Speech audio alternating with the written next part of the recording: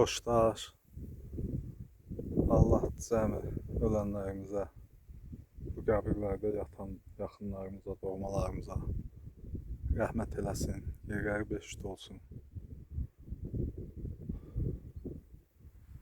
Bu tərəf tələlərin üstüdür.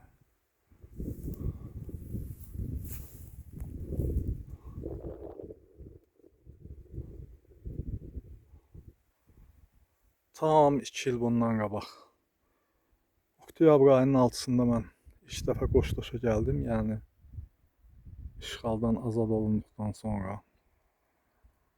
Və yenə də oktyabrın 6-sı, o vaxtda gözəl hava vardı, bugün də çox gözəl hava oldu.